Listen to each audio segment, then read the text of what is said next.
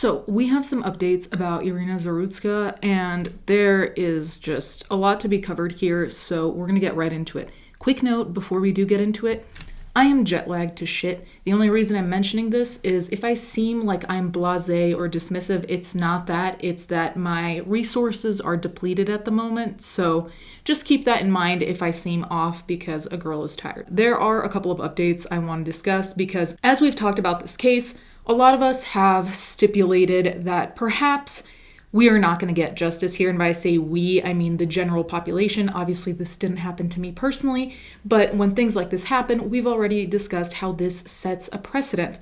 So a lot of us thought that this will amount to nothing in the sense of this was a violent and hateful and senseless crime. And how many times have we seen people kind of get away with it or not be sentenced to the due time? Now, the reason I bring this up specifically is because now that there are claims, and I haven't seen many journalists reporting on this, I've seen it predominantly on social media, DeCarlos Brown is going to be undergoing a mental evaluation, which could take 60 days, and people are saying that this is a stalling method, and that in fact it will amount to something equivalent to him not getting the appropriate time. And I think we all saw this coming, and that's not confirmed, right? Like I said, I couldn't really find a lot of sources that really discussed this at length, but I did find other sources that are important to the rest of this crime. So I think we should talk about that as well and just hope that due process actually occurs. I know, crazy concept. But anyway. Oh, another thing about DeCarlos Brown Jr. in terms of the mental evaluation, because he's been arrested so many times, and all of that was shown in the previous video, which I'll link down below, because he's been arrested so many times, there were plenty of opportunities for this mental evaluation to be done, but it was not. So this is another failure from the courts, from the police, from basically anyone involved with this, because realistically, how do you have 14 offenses and nobody at any point thinks, hey, is this person well? Also because he clearly was not well, so you'd think that that would be the first thing they would do in order to contextualize all of his offenses as well, right? Your offense is not going to be looked at the same way if you are considered completely mentally capable or if you're not. So again, the system failed. Big shock.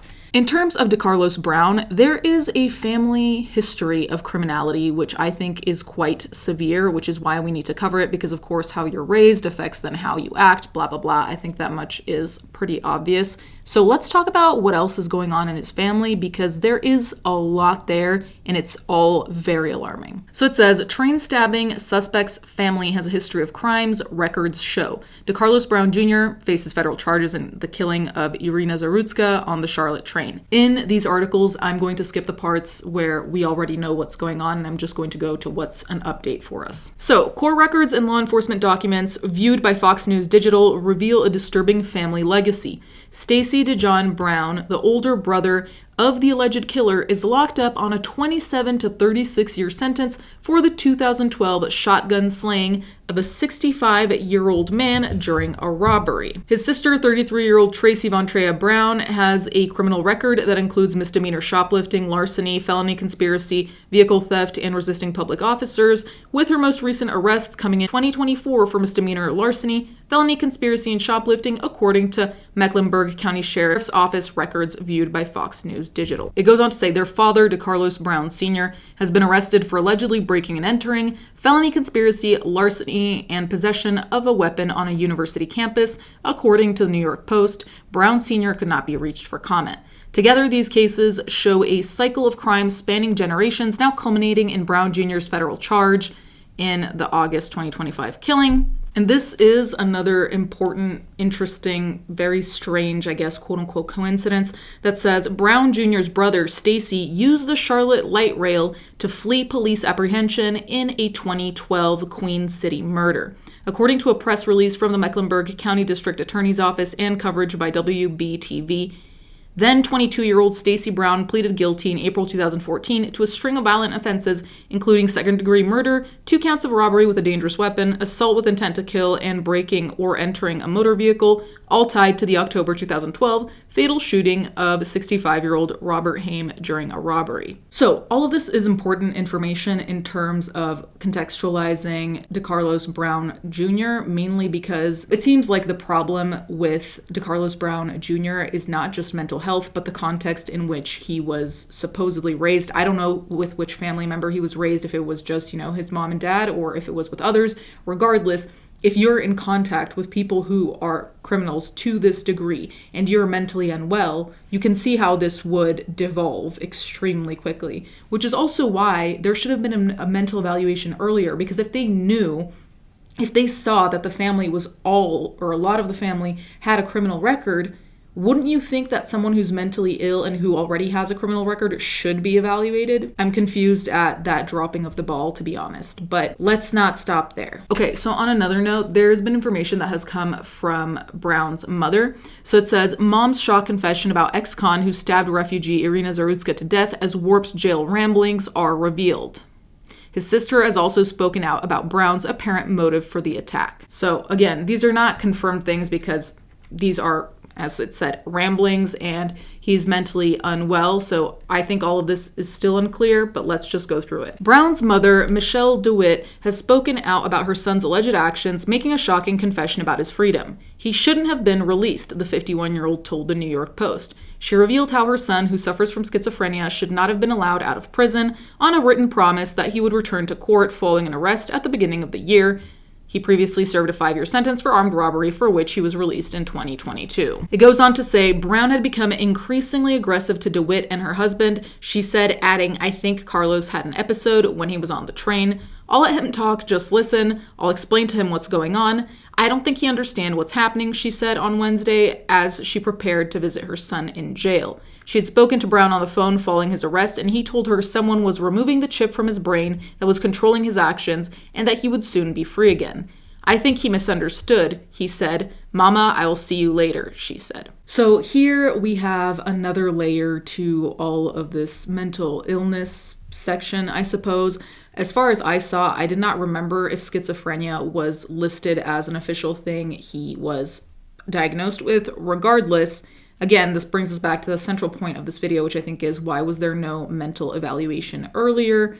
That being said, the fact that he allegedly doesn't understand what's going on, okay, I just really hope that this is not used as any type of excuse, because it goes back to the thing I've said a million times, that mental health isn't your fault, but it is your responsibility. And by your responsibility, I don't mean just DeCarlos Brown Jr., I mean the people who arrested him a billion times. It's also their responsibility because, oh yeah, you arrested him, let's do the due process, do this mental evaluation, figure out how dangerous someone is to the extent that you can. But that was not done. So there are failings in multiple ways from multiple parties, let's be clear.